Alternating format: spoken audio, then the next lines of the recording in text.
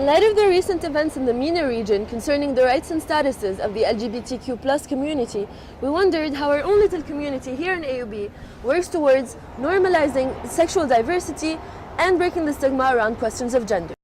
AUB is an American institution in the heart of Beirut, which was often referred to as a safe haven that protects against war, pollution, and recently, acts of discrimination. However, the rights of the LGBTQ community are considered to be inexistent within the Lebanese law. As such, the question of how AUB protects these rights is here brought up. I think it's been improving, to be honest, but there's still a long way to go. For one, the establishment of Title IX has pushed us in the right direction, but as anyone from Title IX would tell you, there's still one section that's missing, which is sexual orientation. This lack of protection laws puts the LGBTQ community at risk, despite being within the boundaries of the campus.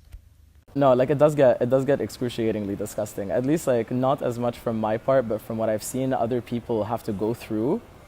It can get, if not violent, just very ignorant and excruciatingly naive. This mostly comes from the gender studies department. Yeah, because apparently everything needs to fit in a bracket. That's what it's like to be gay in AUB. Ironically, it's a bubble in a bubble.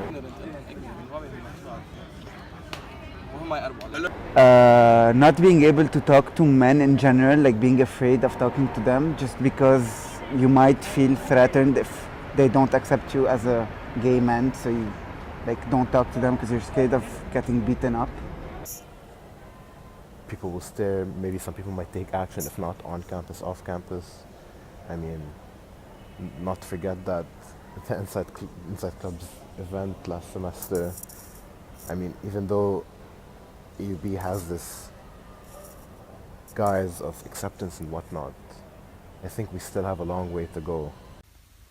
Though the rights of the LGBTQ community in AUB remain unmet, student-based initiatives attempt to uplift the situation.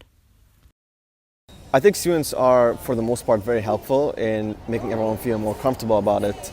The university itself, however, I'm not exactly sure, but I don't think they would be very helpful unless it's more of a publicity standpoint. Whatever makes them look better, I think is going to be better for them. But for the most part, I think it's the students that make everyone feel more at home. The Gender and Sexuality Club's objective, since its initiation in 2015, has been and will hopefully always be the education and inclusivity of all genders and sexualities on campus and off campus, to a certain extent. And we're trying as much as we can to maintain a safe space where people can come in and feel at home or able to talk about anything. Some of the initiatives of the Gender and Sexuality Club include the education of the AUB community about different genders and sexual orientations through the use of Instagram, where anonymous interviews with members of the community are publicly posted. What could be done is a collaboration. The administration should definitely work with the student clubs and the student body, and I think vice versa as well. Student body should be able to reach out to the administration and ask for help, so that some kind of collaboration exists between the two bodies and something useful and productive can come of it. Instead of a top to bottom or bottom to top kind of approach, maybe find the middle ground where both parties can contribute equally. On the surface, it seems that AUB is actively working towards building an environment of tolerance and acceptance. But what we actually found out is that most initiatives are generally taken up by students. A lot of people remain uninformed about the matter.